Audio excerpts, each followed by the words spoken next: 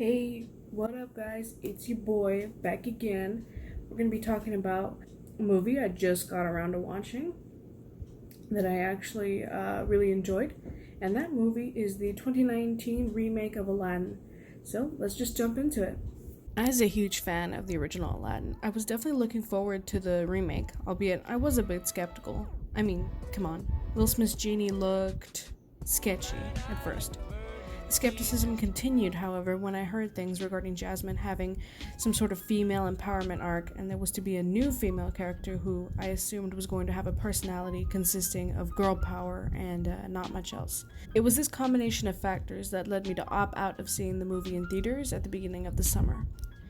So it wasn't until recently that I actually saw the movie, and I must say, I actually really enjoyed it. The movie had a lot of cleverness and added a layer of depth to the characters, which is the one thing I like about these live action remakes. The extra depth they give to these characters. Hence why I see Cinderella as the best live action remake.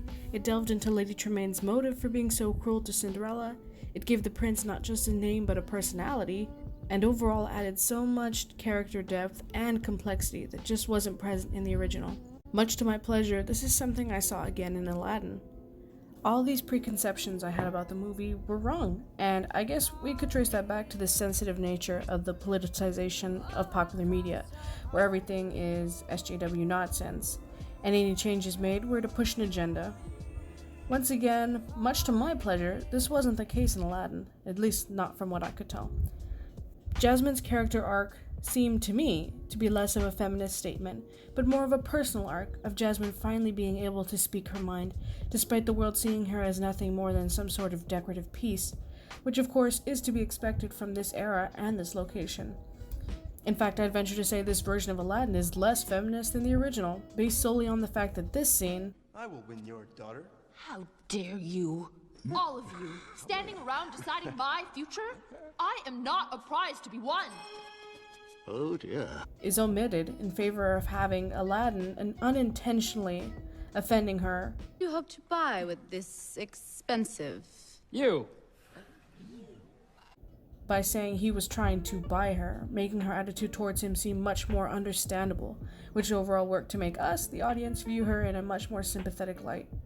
In fact, an argument can be made that the 90s were just as SJW as the 2010s. However, that's a whole conversation I do not want to delve into just yet, because we'd have to talk about intentions, which is a whole topic I don't want to touch in a movie review. My favorite thing about the movie was how pleasantly surprised I was in finding that I really liked Delilah's character.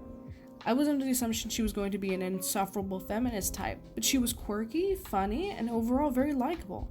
Not to mention, she served to add more depth to Jasmine's character through their interactions, and I might add, she also gave the genie some action, which I can always respect.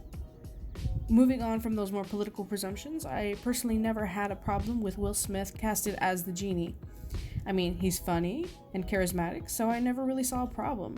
However, I could understand how people were apprehensive of him at first, because they thought no one could replace Robin Williams.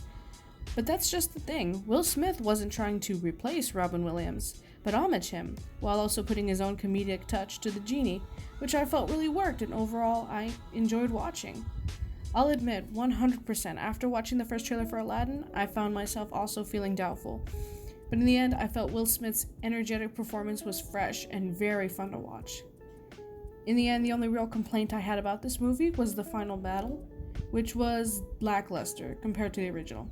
I mean, where's the giant snake? Where are the swords and the fire? And this big old battle? What was the point of Jafar wishing to be a sorcerer if you weren't going to show him doing sorcerer things? I mean, sure, he made Iago giant and made Jasmine and the Sultan bow to him, but compare that to this. Are you afraid to fight me yourself, you cowardly snake? A snake, am I? Perhaps you'd like to see how snake-like I can be.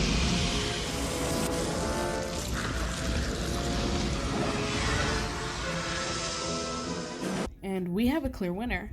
This is just a small issue, but I didn't really care for how they kept bringing up the possibility of attacking the neighboring kingdom, which seemed to be a part of the driving force for Jafar.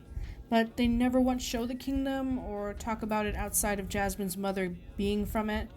I don't know, that just kind of bugged me a little. But in the end, I enjoyed the movie quite a bit. So much more than I thought I would. I guess I was hesitant to watch this movie because I was afraid of a possible bastardization of my favorite childhood film. But I'm so happy that that wasn't the case, because the changes they made added to the character's depth and overall made for a great remake in my book. So yeah, guys, that was my thoughts on the 2019 live-action remake of Aladdin. Let me know what you guys think in the comments below. Thumbs up this video. And subscribe. And subscribe. Don't forget to turn on the bell notification. Don't forget to turn on the bell notification. Oh. And I'll see you guys later. Bye.